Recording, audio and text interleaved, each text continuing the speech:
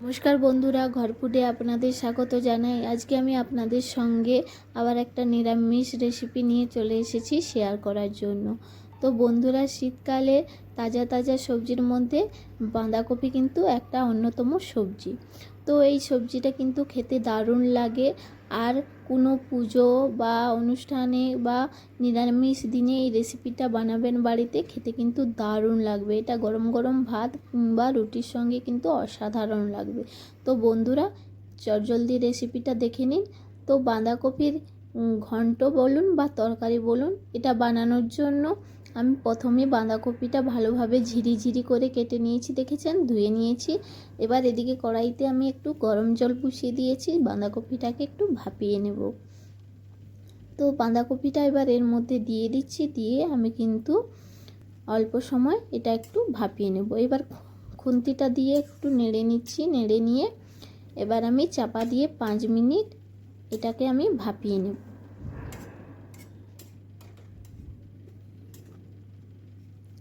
তো বন্ধুরা, নুন হলুদ দেওয়ার দরকার নেই, এমনিতেই কিন্তু এটা 5 মিনিট ভাপিয়ে নিতে হবে। এবার এদিকে একটা মশলা করে নিচ্ছি। দেখুন, এখানে আমি আদা নিয়েছি আর কাঁচা লঙ্কা নিয়েছি, আমি দুটো নিয়েছি, আপনারা আপনাদের ঝাল অনুযায়ী নেবেন। আর এখানে আমি 2 চা চামচ গোটা জিরে দিয়ে দিচ্ছি, আপনারা চাইলে গুঁড়োও দিতে পারেন।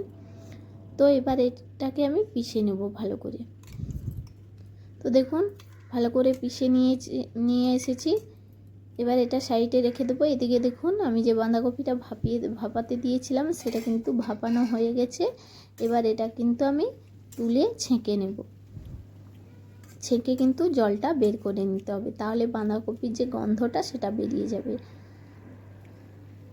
এবার কড়াইটা ভালো করে ধুয়ে পরিষ্কার করে নিয়ে এতে আমি সরষের তেল দিয়ে দিচ্ছি। আমি কিন্তু রান্নাটা সরষের তেলে করব। সরষের তেলটা গরম হয়ে গেলে এতে আমি একটা শুকনো লঙ্কা, একটা তেজপাতা আর গরম মশলা, এখানে আমি 2টো এলাচ, 2টো দারুচিনি আর কয়েকটা লবঙ্গ নিয়েছি, আর দিয়ে দিচ্ছি 1 চা চামচ গোটা জিরে আর অল্প একটু আমি হিং দিয়ে দিচ্ছি ফোড়নে। দিয়ে এবার ভালো করে এটাকে খুন্তি দিয়ে একটুখানি নেড়ে নিতে হবে।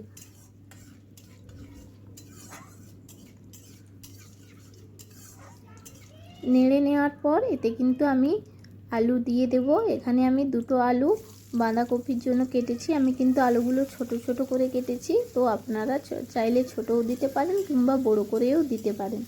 তো আলুগুলো এবার আমি ভালো করে একটু ভেজে নেব। একটু ভাজা ভাজা হয়ে এলে এবার এতে আমি 1 টিস্পুন হলুদ গুঁড়ো, 1 চা চামচ শুকনো লঙ্কার গুঁড়ো আর 1 টিস্পুন লাল কাশ্মীরি লাল লঙ্কা গুঁড়ো আর 1 টিস্পুন ধনিয়া গুঁড়ো দিয়ে দিলাম। এরপর আমি যে মশলাটা বেটে রেখেছিলাম আদা, কাঁচা লঙ্কা আর জিরা, সেটা সেই বাটা মশলাটা আমি এর মধ্যে দিয়ে দেব, পুরোটাই দিয়ে দেব। দিয়ে এবার ভালো করে মশলাটা কিন্তু তেলের সাথে কষিয়ে নিতে হবে। একটু সময় নিয়ে কিন্তু মশলাটা কষিয়ে নিতে হবে। এবার এতে আমি অল্প একটু জল দিয়ে দেব। জল দিয়ে ভালো করে আবার 2 মিনিট আমি মশলাটাকে কষিয়ে নেব। মশলাটা কিন্তু কষানো হয়ে গেছে খুব সুন্দর করে। এবার এতে আমি একটা টমেটো কুচি দিয়ে দেব, দিয়ে অল্প একটু লবণ দিয়ে দেব যাতে টমেটোটা তাড়াতাড়ি গলে যায়। ভালো করে এবার একসাথে এগুলোকে কষিয়ে নেব।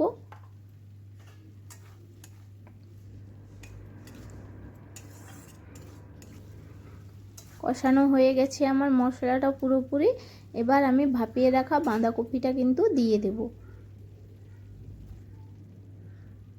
যেহেতু বাঁধাকপিটা আমরা ভাপিয়ে নিয়েছি তাই জন্য কিন্তু এতে আর জল দেওয়ার দরকার নেই, বাঁধাকপি দিয়েই কিন্তু জলটা বেরিয়ে যাবে। এবার ভালো করে বাঁধাকপিটার সঙ্গে কিন্তু মশলাটাকে কষিয়ে নিতে হবে ধৈর্য ধরে। এবার দেখুন, আমি এখানে 100 গ্রামের মতো মটরশুঁটি দিয়ে দিয়েছি। এতে মটরশুঁটি দিলে কিন্তু আরও দারুণ লাগবে। দিয়ে ভালো করে আবার সুন্দর করে আমি কষিয়ে নিলাম।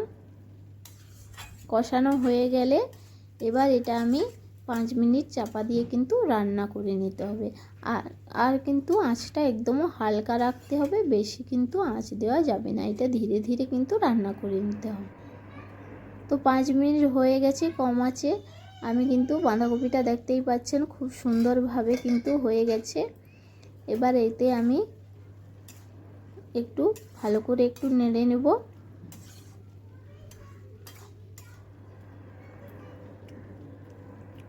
নেড়ে নেওয়ার পর এবার এতে আমি স্বাদ মতো চিনি দেব।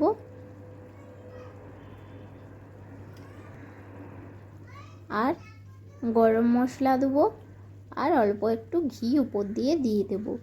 এতে কিন্তু গরম মশলা, ঘি আর চিনিটা কিন্তু অবশ্যই দিবেন। নিরামিষ বাঁধাকপির ঘন্টে কিন্তু এই তিনটা কিন্তু অবশ্যই দরকার। তো এবার একটু এটা ভালো করে নেড়ে নেব, এগুলো যাতে মিশে যায়। তো বন্ধুরা, আমি কিন্তু টমেটো কষানোর সময় নুন দিয়ে দিয়েছি, তাই আমার আর লবণের দরকার নেই। আপনারা কিন্তু দেখে নেবেন নুনটা ঠিক হয়েছে কিনা।